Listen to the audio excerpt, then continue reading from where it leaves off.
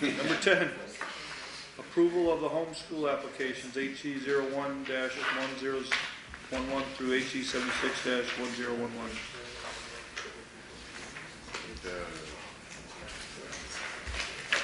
Got this. I would like to make a motion for the approval of homeschool application HE 01-1011. Can we do this on there? Yeah. Through HE 76-1011. Second. Motion made and seconded. Any discussion? Yes, ma'am. Yes. I just had a question about how is the competency of the parent to teach your child measured?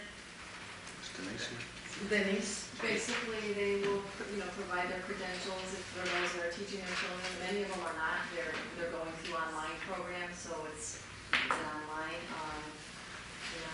It's one of those where you don't really want to challenge it because it usually doesn't go as long as they're providing you their background and their information. It's one of those where very rarely do I challenge them. Okay. Yes, sir. Just, Mr. Zoe, just looking at the numbers here, obviously there was a fairly large jump from 2008, 2009 to 2009, 2010. I know it was 17 students. Is that something we're seeing nationwide? Is that just above? I realized it was higher a couple of years ago than it even is now. I feel the trend with technology being so available to parents and with online programming, we're seeing more and more families choosing to pull children out of the public school system and homeschool it using complete online programs. In my conversations with districts that I talk with, they are on the rise, and then that's a concern that we have expressed on state level is the accountability for them. And right now, there's only those 4 areas that you can, if they submit their plans with their academic curriculum, their who's teaching them, their assessments, you really, it's best not to deny them. My previous experiences in law shows that if you deny them, they can, come back to the school systems and they have that right to educate their child. Yes, ma'am. And I had a question years ago about the location of the assessments, and all assessments are done at home. I thought maybe that we had the school system they're all done at home. Many families will submit a portfolio because they're taking it very seriously. We have several families who do a wonderful job, and they do go on to higher education. It's just it's an individual choice that they all do differently. As far as the assessments, used to be some schools would invite them to do like the Iowas, but because of the cost and everything, that pretty much has subsided. And most of them are, with the Western Mass Homeschool Association and support networks and that. And my experience has been that they usually go on to do very well. Yes, Mr. DeWitt. Yeah, I have a question with the same information in terms of do we get reports on standardized test results, whichever test is used?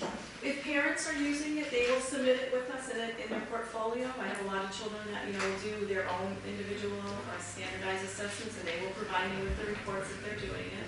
Okay. But not every single homeschool family is doing the same assessment. No, I understand. But if they don't, if a family doesn't turn in test results, then what happens? We can request it, but they don't turn it in. Can or will? Right, it pretty much is. But I'll have to say, most of the families are very cooperative. They provide me with all the information that I request, and many of them, I'm starting to get to know them now from going in my 3rd year. They'll come in, they'll meet with me. I mean, you're always going to have 1 or 2 who are not going to follow the rules, but 95% of them are following their rules. I guess my concern is, what about the other 5%? Do we just not do anything?